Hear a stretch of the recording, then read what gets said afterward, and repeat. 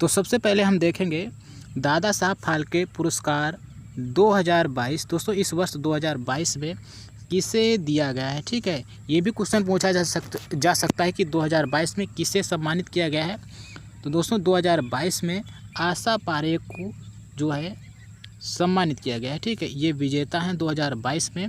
दोस्तों ये भी हम बता दें यहाँ पे 2022 पे जो पुरस्कार दिया गया है वो जो दिया गया है वो 2020 का दादा साहब फाल्के पुरस्कार 2022 में दिया गया है। ठीक है, 2020 का ये दादा साहब फाल्के पुरस्कार है। ठीक है, इसे 2022 में सम्मानित किया गया है। दोस्तों आगे हम देखेंगे दादा साहब फाल्के और आशा पारेख से जुड़े जो इम्पोर्टेंट पॉइंट हैं जो एग्ज़ाम में भी पूछे जा सकते हैं। ठीक है, तो सबसे पहले यहाँ पे हम देखेंगे आशा पारेख को इस वर्ष जो है 52वें दादा साहब फाल्के पुरस्कार से जो है सम्मानित किया गया है। ठीक है, बिल्कुल ध्यान रखें दोस्तों, ये एग्ज़ाम में पूछा जा सकता है कि आशा पारेख को इस वर्ष दादा साहब फाल्के पुरस्कार कौन सा दिया गया है। ठीक है, क्वेश्चन पूछा जा सकता है, उसका सही आंसर 52वां रहेगा। ठीक है, नेक्स्ट में देखेंगे दोस्तों ये पुरस्कार जो है किसके द्वारा सम्मानित किया जाता है। ठीक है, अभी दोस्तों इसकी घोषणा की गई, सम्मानित नहीं किया गया है। तो ये पुरस्कार दोस्तों राष्ट्रपति के द्वारा सम्मानित किया जाता है। ठीक है, सम्मानित दोस्तों 30 सितंबर 2022 को इन्हें किया जाएगा। ठीक है दोस्तों, वर्तमान में जो राष्ट्रपति हैं वो द्रौपदी मुर्मू हैं। ठीक है, जैसा कि अभी हाल ही में बनी है पहली आदिवासी महिला राष्ट्रपति हैं। ठीक है, नेक्स्ट में देखेंगे यह पुरस्कार दोस्तों ये भी एग्ज़ाम में पूछा जा सकता है कि ये जो पुरस्कार है दादा साहब फाल्के पुरस्कार किस मंत्रालय के द्वारा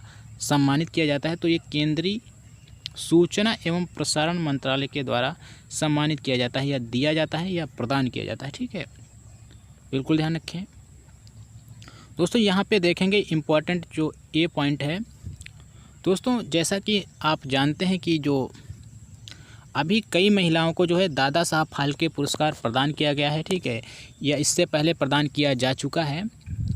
तो दोस्तों जो दादा साहब फाल्के की जो लिस्ट है, महिलाओं की लिस्ट है, पुरुषों की लिस्ट है, लेकिन महिलाओं की जो लिस्ट है वो कम है। ठीक है, तो इस बार दोस्तों 7वीं जो महिला है ये आशा पारेख, इन्हें जो है पुरस्कार दिया गया है। ठीक है, ये 7वीं महिला हैं जिन्हें पुरस्कार जो है दादा साहब फाल्के पुरस्कार से सम्मानित किया गया है। ठीक है, ये 7वीं महिला है।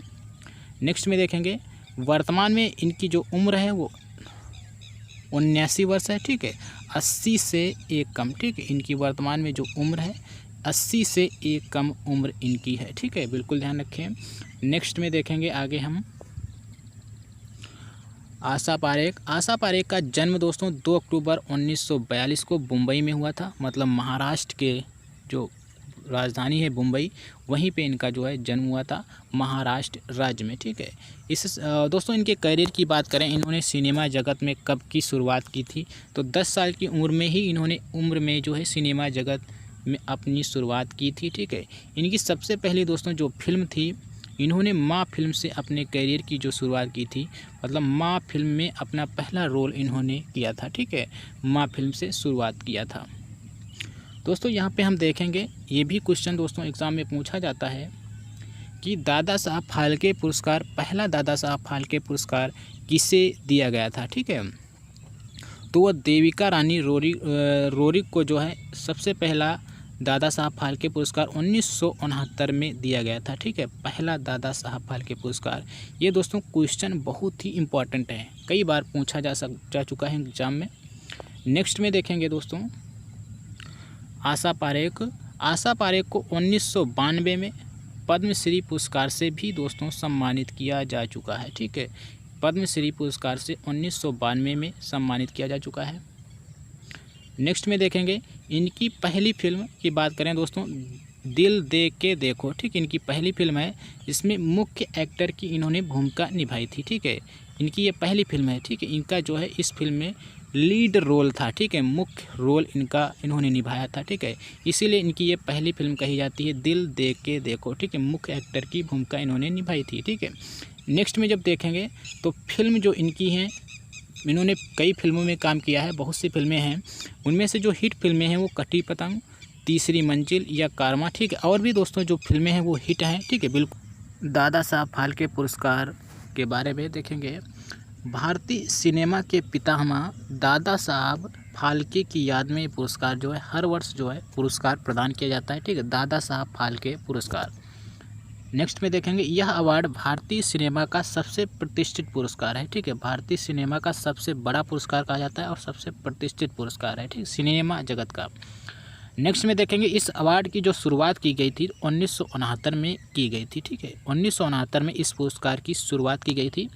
दोस्तों बात करें हम पहला पुरस्कार किसे दिया गया था, तो दोस्तों हम पहले बता चुके हैं, देविका रानी को जो है पहला पुरस्कार 1969 में जो है दिया गया था। ठीक है दोस्तों, इस बार जो है 52वां दादा साहब फाल्के जो पुरस्कार दिया गया है, तो 51वां दादा साहब फाल्के पुरस्कार किसे दिया गया था, तो रजनीकांत को दिया गया था 2019 में। ठीक है, 2019 का जो है इन्हें दादा साहब फाल्के पुरस्कार 51वां दिया गया था। ठीक है, ध्यान रखें दोस्तों, धन्यवाद।